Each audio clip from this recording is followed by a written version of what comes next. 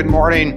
I'd like to welcome you to the session on environmental science, hope for our environmental future. Our first speaker is Sam Pimentel from Trinity Western University, and he's going to speak about Have You Entered the Storehouses of the Snow? Hi, thank you. So I'm Sam Pimentel. I teach mathematics at Trinity Western University, but as a research scientist, I model glaciers and ice sheets, so run simulations of the ice dynamics and ice flow. And I want to share with you a bit today about the current and future state of glaciers, and then provide some more general kind of theological reflections more generally about climate modeling. My title comes from a verse in Job, and I think the author here has in mind kind of this cosmic cachet of storing the elemental forces of nature, snow and hail.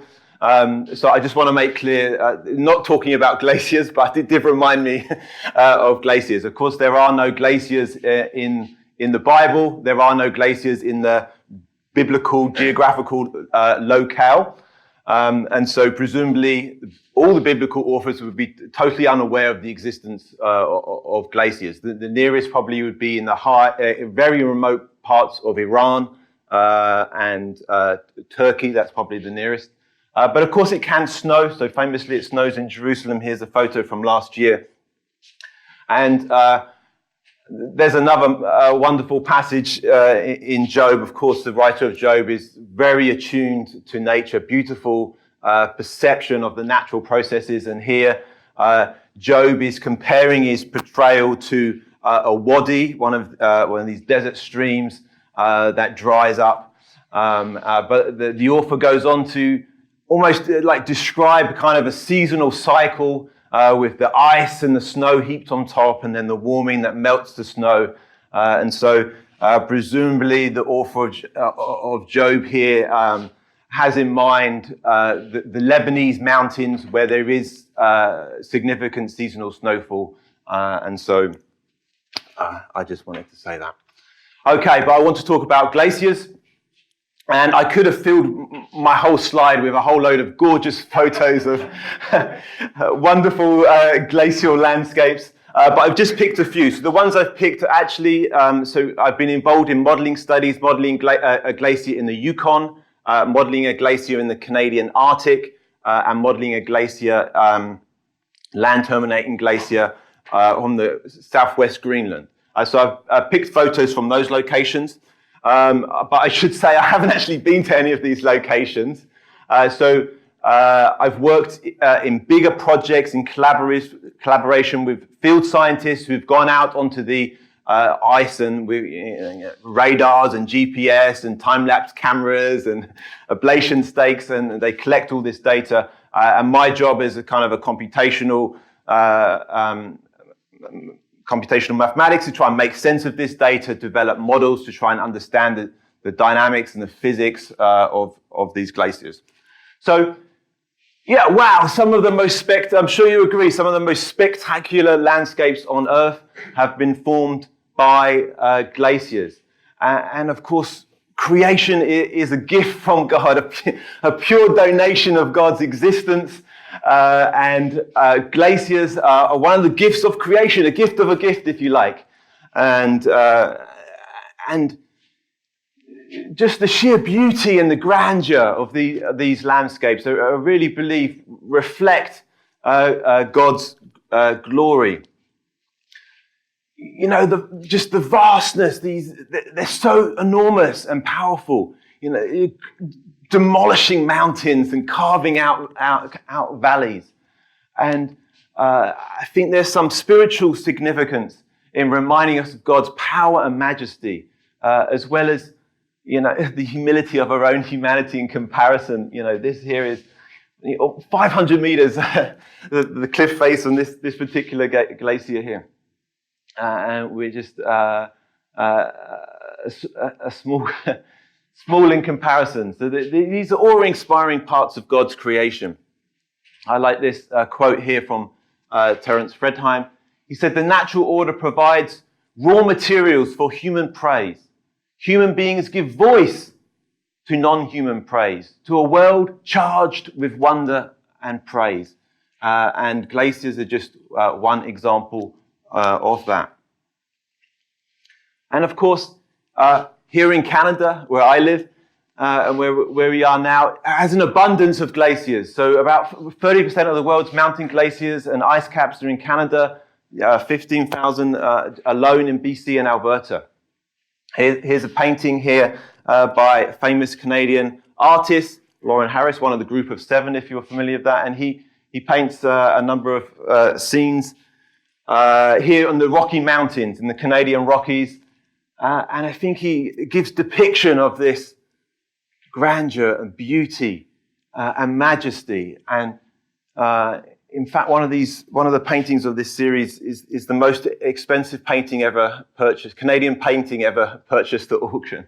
And so and you can almost see here kind of the patriotic pride. This is Canada. What a glorious land. And it is. But we know that we're losing a lot of the ice on our planet. In fact, the Earth has lost 28 trillion tons of ice between 1994 and 2017. Just an eye-watering statistic. Really mind-blowing. And this, of course, affects sea level rise. Most of our ice, this is the top plot on here, most of our ice is stored in Antarctica. We've got 2 big beasts, if you like, the ice sheets, Antarctica and Greenland. Most of our ice is there. Just a small amount of ice is stored in glaciers. But for this talk, I just want to talk about glaciers. I haven't got enough time to talk about the ice sheets. So I'm just talking about a very small amount. But I do want to say glaciers have a punch above their weight, if you like. They have an outsized contribution to sea level rise. So very broadly speaking, hand waving, sea level rise is caused by kind of 3 main factors. One is thermal expansion. Oceans warm up, they expand with global warming. The other contribution will come from melt from ice on land on the ice sheets, Antarctica and Greenland. And again, about a third comes from melt from glaciers. And we're aware of this change, yeah? So here, you've probably seen these before and after photos. This is one example here of the Alabaster Glacier in Jasper National Park. And we can see a huge difference there. In fact, this is Alabaster Glacier is one of the outlets of the Columbia ice field. So perhaps you visited the Ice Fields Park, where you can drive between Jasper and Banff, and you can go out and visit this. In fact, it's the most visited glacier on the planet. And you can drive up onto the glacier, and many people do this. But of course, at one time, the glacier would have been covered the highway. And you can follow, and it takes quite a trek now if you park up and you want to hike to the glacier. It's several kilometers, and you go past these markers all the way up. And this is a iconic glacier, iconic landmark in Canada, and it's in demise. It's kind of a remnant, and will be a remnant of its former glory, and that's rather sad, I think. But what about the future of glaciers? So I want to share this study here that made the cover of Science magazine earlier this year. It's a study by David Runts and co-authors. Just to be clear, I wasn't involved in this study at all, but I wanted to share it with you because it gives the state of the art of our knowledge right now, what we know about what will happen to glaciers in the future. And it's really a remarkable study. They modeled every single glacier on Earth, so over 215,000 glaciers, each individually modeled with an ice dynamic model that is forced by climate change, a suite of climate change simulations. And let's see what they found out. So let's have a look here. So let's look at this left column here and looks at various variables here. And we're going to go, the left column goes forward in time. So it goes from 2015, the starting point, out to 2100, the end of the century. So the first picture here looks at the percentage of mass loss over time. from 2015. Yeah, and so you can see the different coloured lines here go from the blue, which would be under a 1.5 degree warming scenario, out to a 4 degree warming scenario. So these are forced by various different climate future possible pathways. And we can see that, you can see the ice decline over time. Another way you could look at it would be the area coverage. And we can see again, the area coverage is declining over time. Another one here would be to look at the percentage of glaciers lost, the number of glaciers lost. Finally, one here on sea level rise. You can see sea level rise contribution from these glaciers alone. Just a reminder, this is glaciers alone, so excluding ice sheets, excluding ice caps. And so you can see the sea level rise contribution there. This one's about a metric for thinning, but we can, let's ignore that one for now. And another way you could look at that would be this right column here, which just looks at the end result. So what would it be like in 2100, the end of the century, if we, depending on the amount of warming that we have. So if we live in a 1.5 degree world, this is what it would look like. If we live to 2 degree, 3 degree, 4 degree world, this is what it would look like by 2100. And so the results are, let's look at this one here, the number of glaciers. So you can see that even in a low emission scenario, 1.5 degrees, this is an optimistic scenario, we can see that we're going to be losing about half the glaciers in the world that we had in 2015. Yeah, that's over 100,000 glaciers vanished from Earth, completely gone. And of course, if we go, say, to 4 degrees, then you can see we're going to be losing around 83% of the world's glaciers. We can look at it at mass loss as well, so that would be under the 1.5 degrees warming, be 26% of the ice mass from glaciers lost. The mismatch in numbers here is because most of our glaciers are small, yeah, and the small glaciers are the most vulnerable. So that's why we're losing a lot of glaciers. Another interesting thing here is that you can see that the relationship is linear.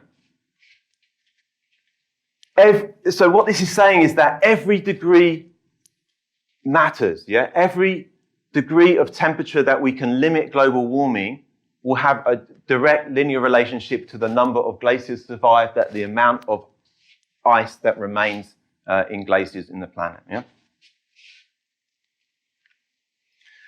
Here's another way to look at it. So this is showing the spatial spread of all the geographical regions in the world that contain glaciers. Yeah, these are all the glaciers that they modeled. So every single dot here has a glacier or cluster of glaciers. The bigger the dot, the more area it covers. Yeah, and the color would be the amount of mass at 2100 relative to 2015. So if it's blue color, it means most of the ice survives by 2100. If it's kind of orange-red, it means most of the ice is lost in that area by 2100. If it goes white, so you get these kind of hollow rings here, that means those glaciers are gone. They're no longer there. So this again is kind of a low emission scenario, kind of our best case, 1.5 degrees warming, and you can see where the glaciers are lost. You can see where the glaciers are in trouble. You can see where, some glaciers survive in very cold regions, of course. And we can swing through here. So this is what it would be like for 2 degrees, 3 degrees, 4 degrees. Let me just go back again here. So you can 1.5, 2 degrees, 3 degrees, and 4 degrees. So maybe you're just focusing on one area, perhaps. This so-called third pole here, the Himalayas, is one particular stark example here. Or maybe this is where I'm based here. This is where I look.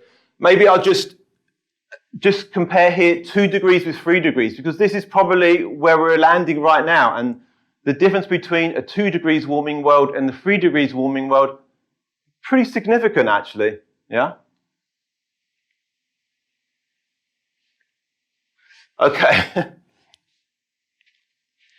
So what are the consequences? There are many manifest consequences of this. So there's a whole list, whether it's tourism or cultural values. Maybe some of you have done a cruise ship up to Alaska. This is Glacier Bay, and you can go right up and again see this wonderful, amazing view here of the iceberg carving into the ground. But we know in decades' time, it will no longer be a marine terminating glacier. It will be on land. We won't see those icebergs breaking off. And then a few decades later, it will retreat and thin over the bedrock hump. And before you know it, it's going to be 10 kilometers up the valley. And we'll need binoculars to see this, yeah? This is a tragedy. This is one of the UN UNESCO heritage sites. And in fact, there are over 30 heritage sites that have been designated heritage sites because the primary and secondary reason is because they have glaciers in them. But half of them won't have glaciers by the end of 2100. So this is a tragedy. And you could talk about spiritual depletion. Many indigenous cultures, their ancestral land contains glaciers, and their oral traditions are involved in it. We use glaciers for hydroelectric power. We rely on glaciers for freshwater supply and irrigation for our crops.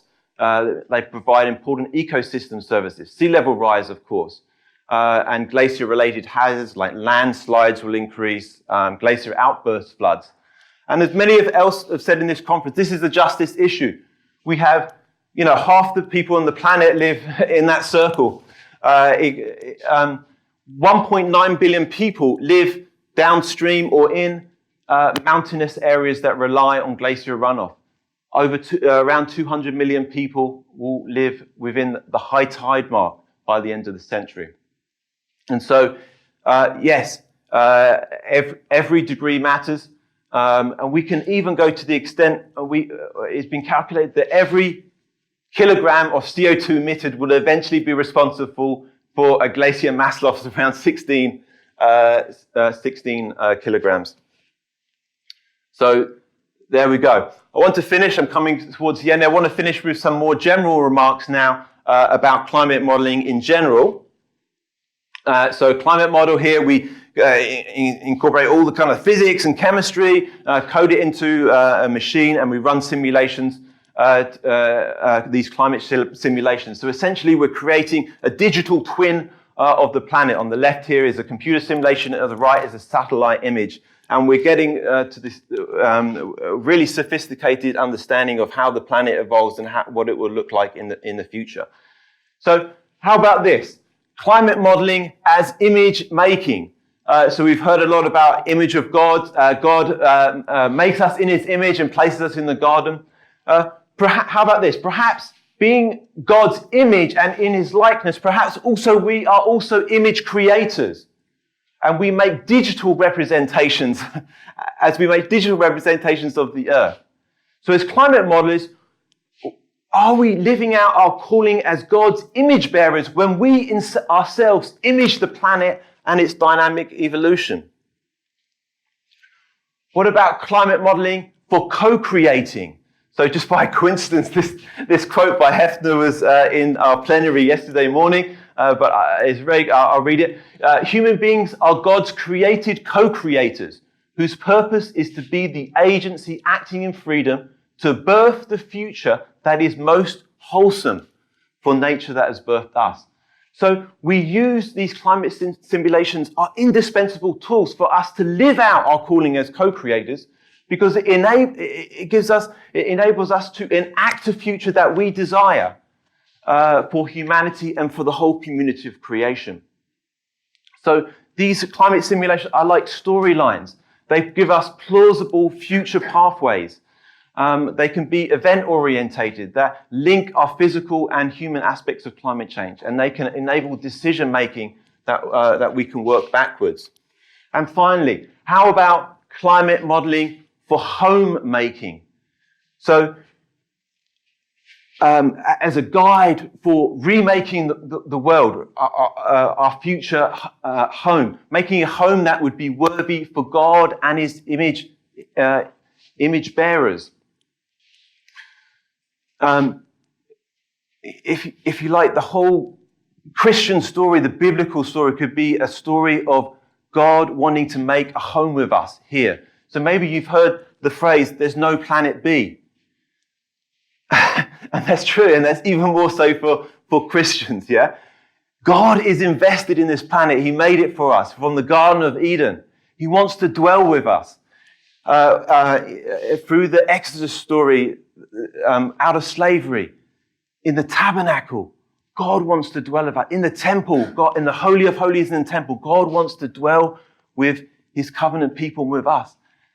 And then with the incarnation, God himself comes among us on this planet for us.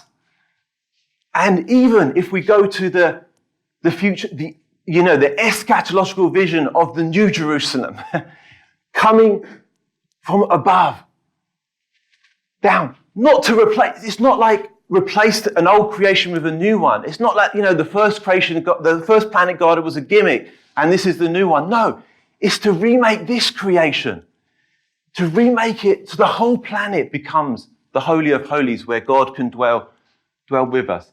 So, no, there isn't a planet B. This is the planet that God is invested in. Has a long-running investment in it, an investment that goes on for infinity, the world without end. And so we are the one humanity formed on God's one earth, and each of us realizes the one project of God.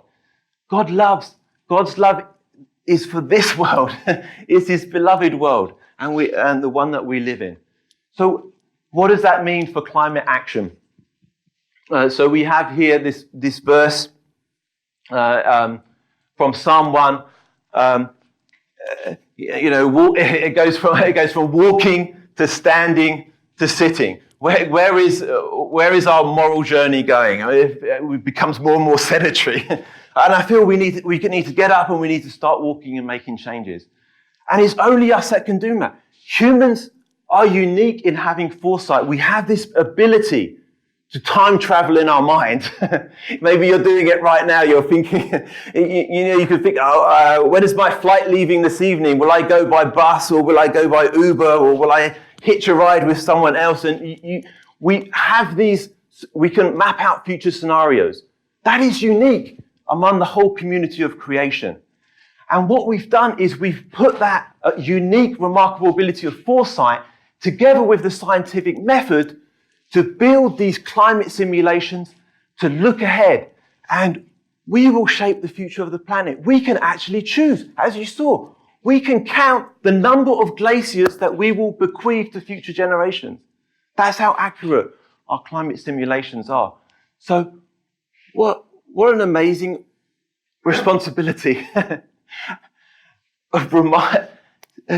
Responsibility to bear witness to the God who creates and loves the world. And we have the privilege of advancing climate solutions that can bring reconciliation to the world. So we live in that moment. It's kind of exciting that we have that ability. So this is my final slide. I'll end here. So, this is where we're at now. These are the possible future pathways. Which one will we choose? It's up to us. It's a choose your own adventure.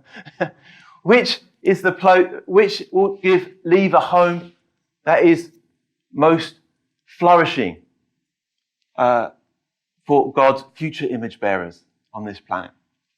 Thank you. Thank you for your presentation. I wanted to ask, in a landscape, there are a lot of things we know, and there's a lot of things we don't know that are unavailable through scientific method right now because we just don't know. How do you deal with the unknown in your modeling?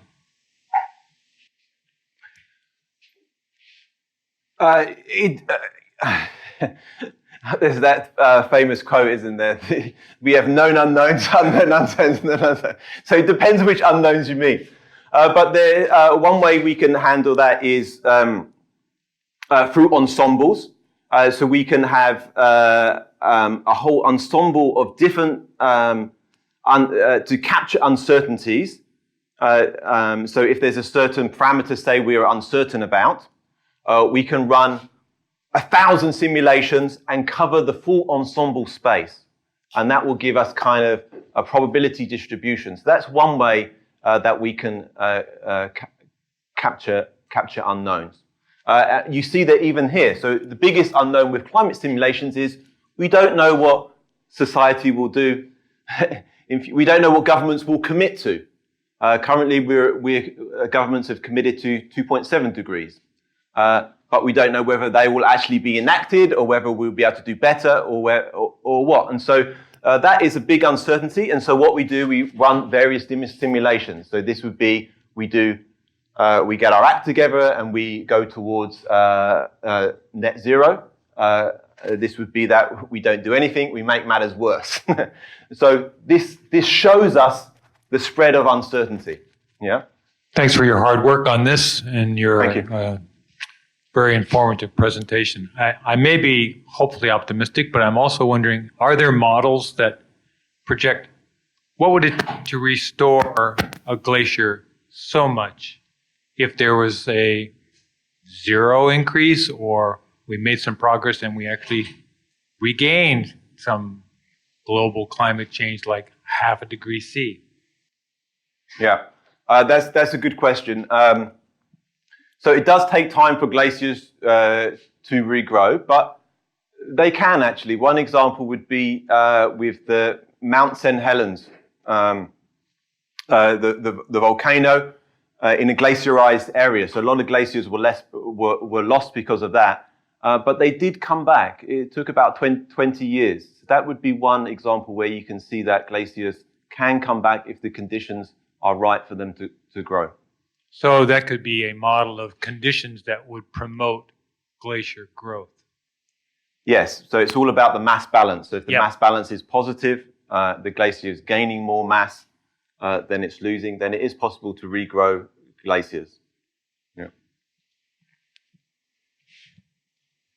I'm going to go ahead and ask a question myself. You talked about, obviously, the effect of humans with global warming. I'm wondering about the effect of people on local issues. You showed a picture of people driving on a glacier in Canada. My wife and I have been to Mendenhall Glacier near Juneau, where there's lots of human traffic there. So the question is, how much does immediately local conditions affect the glacier retreats? Because of human traffic on the glaciers? Yeah, or near, or even just near it with all the other air pollution and things that would result.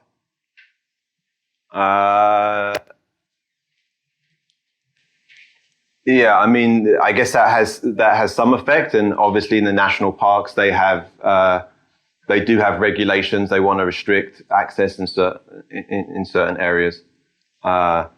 Things like mining operations near glaciers. Again, there's government restrictions, and there should be environmental restrictions to protect the ice locally. So what you're addressing is what's the effect of, or a better term, microclimate of human influence? Yeah, that's what I'm asking about, yeah. Because clearly there's so many people go to Mendenhall, I have to imagine that that's causing it to retreat at least a little bit. Okay. I don't have offhand the quantification of that, no. So most of the effects you talked about were on humans, but the scale of glacial disappearance, it must affect the local ecosystems too. Do you have examples of what happens when you lose a glacier like that to the environment? Yeah, so it does provide ecosystem services to all sorts of ecosystems. Yeah, I mean, you could talk about the icebergs breaking off and the seals resting on the icebergs away from predators, things like that. There are many, many examples, for sure. Okay, let's once again thank our first speaker.